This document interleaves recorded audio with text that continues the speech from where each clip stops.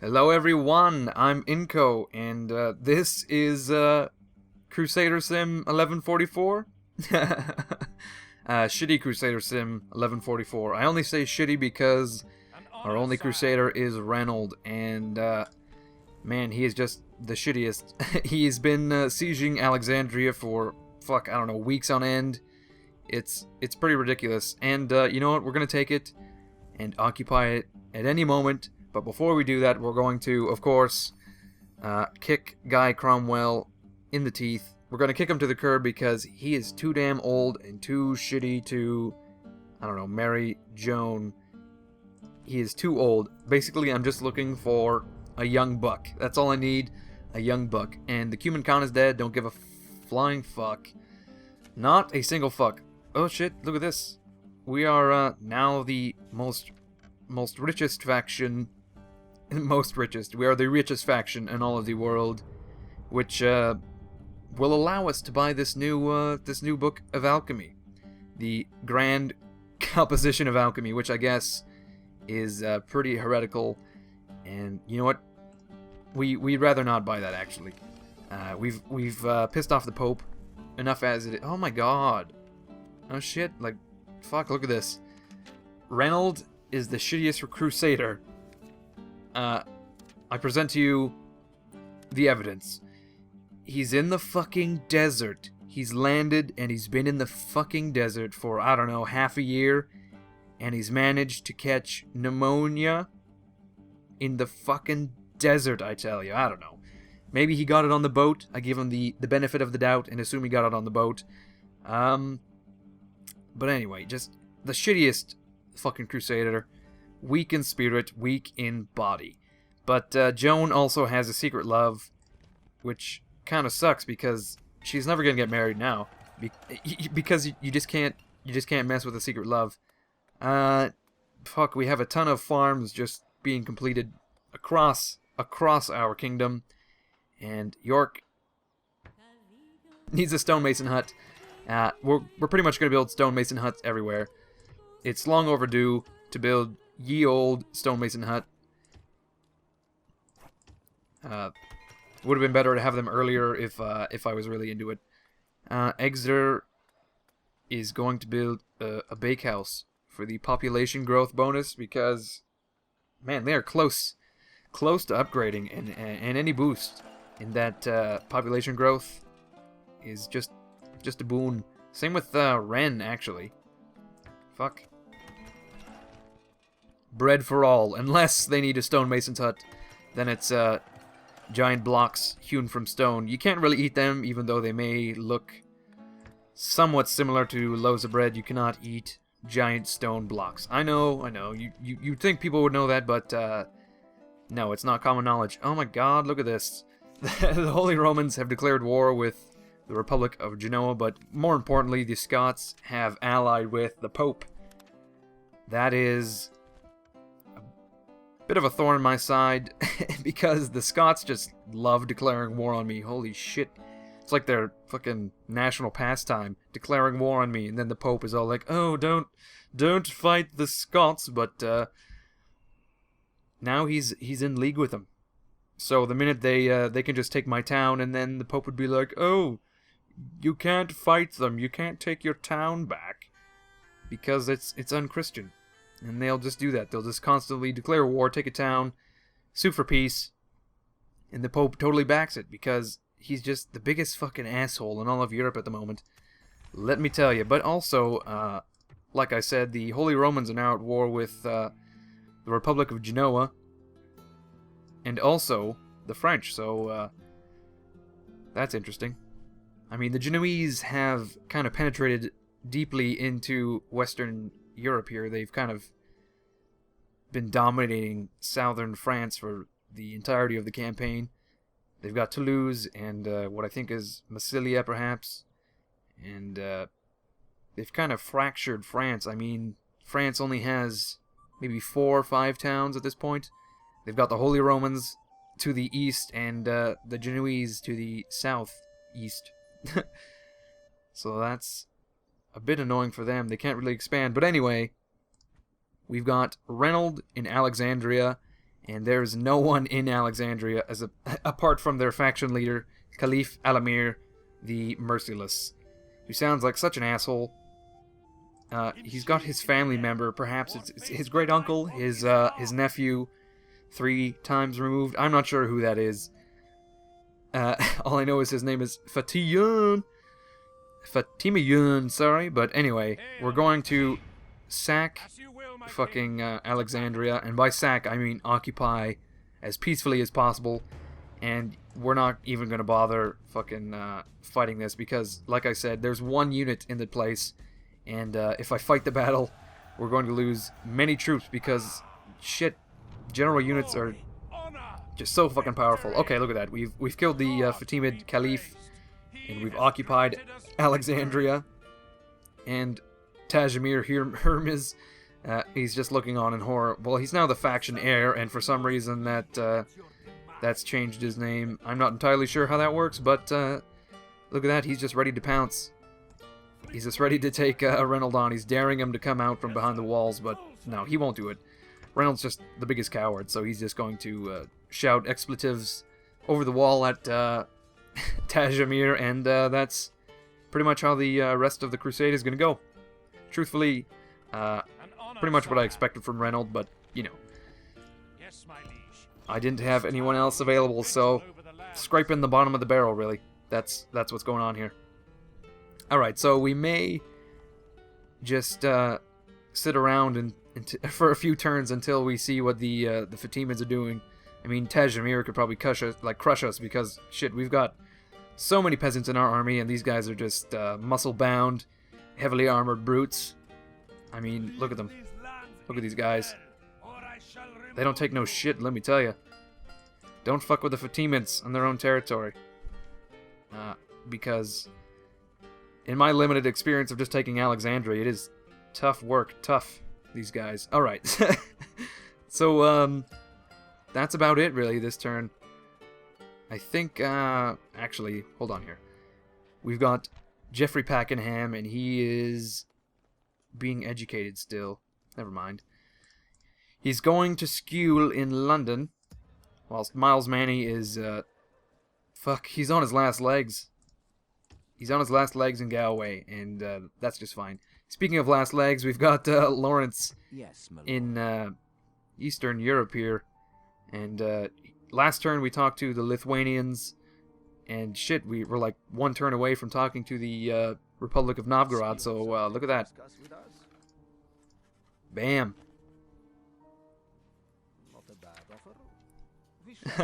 Of course he'll accept. Lawrence is so fucking clever. He's so clever that he's filled out the map here. Holy shit, like, look at this. I suppose, well, he's somehow missed the Turks in the east here, but that's just fine. I think at this point it's really just the only move that Lawrence has. Yes, sire. He's gonna go north and find himself a nice fat ice floe that he can just lay on and sail out to sea and die in peace.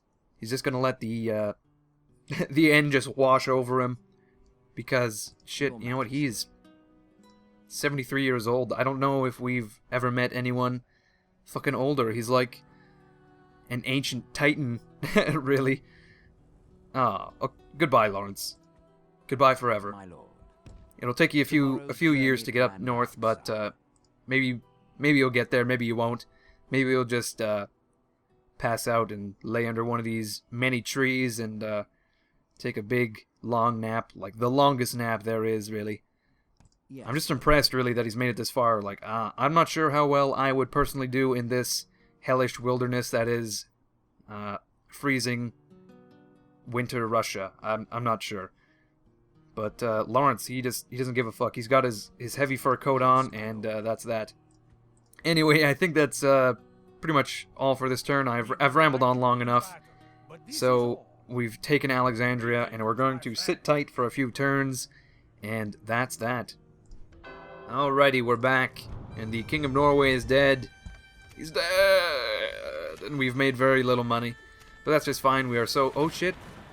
Look at this. There's some rioting in Alexandria. It was inevitable, really. They're just so unhappy. I totally forgot to even build anything. I'm going to build the small church because, look at this. We've only got 16% of our population. Only 16% of our population is Catholic, and the rest is Islamic. And that is why we have so much religious unrest, and that is why we have such a low public order, and perhaps that's helped a bit. Our population growth is now no longer negative, but shit, we've just got a ton of rioting going on now, and probably because we failed this mission. I assure you it's because of that. But we have mission success to cease hostilities with the Kingdom of France. Reynold is now the Duke of Alexandria, and Fulk of Cambridge he has a diplomatic escort. I'm not sure who that. Oh, I see. It's our diplomat that I've just trained. Fulk of Cambridge. Fuck, what a name, Fulk. What does that even mean? Okay, so we now have a library in London, and holy shit, London is just the most educated motherfucking place in all of Europe. And what we need to build next is perhaps these Merchant's Wharf, sorry, because of the price and the turns. Much cheaper than the fairground, let me tell you. Alexandria, of course, having repaired a few buildings. We've got a merchant and diplomat in Alexandria. The Kingdom of Poland is at war with the Byzantines, and the Kingdom of France is at war with the Kingdom of England. Who are those silly fools, I wonder? Also, the Holy Romans are now at peace with the French.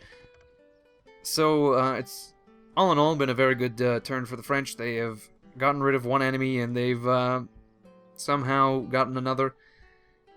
Fuck, they've declared war on us, and I was expecting an attack of some sort, but all they've sent is Captain Terry here with 3 units. That's not really anything. Fucking Cardinals. Fucking Cardinals. Okay. Oh shit, look at this. We've got Admiral Guy. He dares to tease Admiral Giles into action, and look at this. He's fucking shrimp meat. Look at this. Sunk to the bottom with ye. And we could sick Giles on Admiral Eberhard here, but no, we are neutral with the Holy Romans, and we prefer to keep it that way for now anyway, whilst we completely demolish the French, because they've just, oh my god, they're so bloodthirsty. They're just like, without provocation, they just keep attacking us. So what we'll do is we'll put Captain Terry 10 feet underground. I don't know why 10 feet, maybe 6 would be better. It's a lot less work. But, look at that. And we're going to execute all these guys because, fuck, I'm just so annoyed with the French. We're going to send all these motherless bastards back to Caen, whilst Hubert comes and leads Eustace's army. I wonder, who can we... Well, we'll get rid of the Hobilars, they can go to Caen, and Hubert can join his troops. His new troops in Angers. Can I train anyone? No, I could train some Miles to replace this Archer Militia, perhaps. If I do this, can I merge these units? I completely forget how. I thought it was Control M, but no, it's just M. There we go. I'm gonna disband this one unit and train some Miles. Wonderful, wonderful. And then I suppose we can march south towards Bordeaux, put into action, Operation Fuck the French, as Eustace like to call it. We'll march south and take Bordeaux, and then we'll head towards Clermont, and then onwards to Paris. And that's about that. We'll gain a border with Genoa. They've got Toulouse down here, as I said before, and we can just maintain that border all the way north towards whatever this is, and also with the Scots, I suppose, once we've defeated the French. I'm not sure if the Genoese would be interested in a war with us, but I'm fairly certain the Scots are going to be stirring up some shit at some point or another. They are, after all, allies with the French, I believe. because they're somehow, for some reason, very pissed every time we kill some Frenchmen. Yeah, look at that. They dislike us so bad. We're also going to bring a few of these units to France. We can use these professional units in France. They're not doing much good in Galway, and neither are these fellows here. There we go. We don't need any of these guys.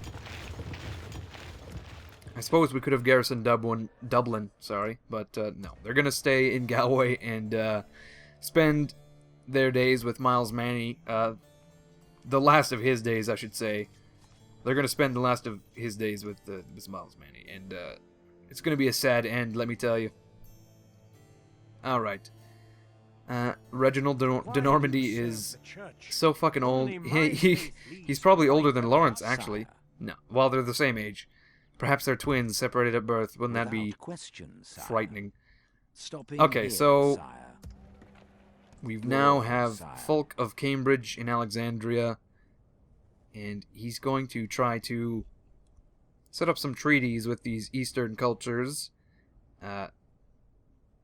He's going to explore a little bit westwards first. Oh, shit. We've, for some reason, run into the Sicilians. That's, pretty fortuitous. Look at that. We now have a treaty with the Sicilians. Oh, shit. Oh, fuck. My word, Sicily has been busy. They've just consolidated all of Africa. I thought this was rebel territory because, I don't know if you can see that, but the border... Hold on, I'll grab fucking Reynold. Here we go. The border, it's, very reminiscent of, rebel settlements. Shit. Yes, my lord. Okay, well, now that I know that the Sicilians are on the... Oh, you know what? Actually, I was going to mention these fucking Danes. We got this Danish stack here. A full stack of Danes, and they turned away, I think it was like 4 or 5 assaults, one right after another. The Fatimids just kept coming, and the Danes just fucking cut them down. It was amazing, but anyway, I digress. Now that we know the Sicilians are on their way, we could probably afford to spend another turn, and then we could have a joint assault of Cairo with the Danes and the Sicilians, and we can end this fucking crusade once and for all. We also want to end the rioting in Alexandria before we make a move. That would be pretty fantastic. Pretty fantastic. I think we're retraining these troops for the armor bonus. So we're going to start with the best troops we got. And I've also seen... We have a merchant, and... What's his name? Nicholas de Milton. And... Shit, he's doing pretty good already. And he's going to trade... Oh, look at this. Textiles, 64 florins. Cotton, 275. Sugar, 344. But fuck, silk is 448. So, no questions. He's going to be trading silk. Look at that. That's a huge amount of money that we don't need. Fuck. Alright, so we've got our army in Angers. And Joan is probably the deadliest weapon of, that we have in Angers at the moment, actually. We can just send her to Paris and she can seduce the King of France and put an end to this war before it's really even begun. Geoffrey now has a basic Western education, and I don't know if we're missing any mayors at the moment. Everyone is garrisoned with a mayor, except for, I think, Dublin. Dublin doesn't have a mayor, so we're going to send Geoffrey with Admiral Richard, who has to head to Ireland to pick up these troops. Anyway, and oh shit, also Ralph de Braise. He's probably been sitting here for, I don't know, fucking 200 years, maybe, waiting for a pickup. And he now has it. Admiral Richard is now well on his way to, I don't know, picking him up and bringing him wherever the hell he needs to be. I'm not sure where Ralph de Braise needs to be, but that's that. Okay, you know what? I was kind of hoping for some peace in Europe so we can concentrate on Egypt, but no. I mean, peace would be great. I don't have any problems with peace, but no. The French, for some reason, they're just so bloodthirsty. You think they'd see that they just continuously lose these wars. They're just losing ground constantly. They're pretty confident. Maybe they think they can get it back. The ground, that is, the lands that I've taken. Anjou, I should say, and Brittany here, and also Normandy. They think they could probably take it back, but no. I'm on the fucking ball, guys. On the fucking ball. So anyway, I think this is a good place to end, actually. I try to keep the episodes around 20 minutes. I think this is maybe 20 minutes. Anyway, if you guys gave me some feedback about episode length, I try to keep them 20 to 25 minutes. That would be great. Any other feedback would be welcome also. But anyway, as usual, thanks for watching, guys. I will see you next video.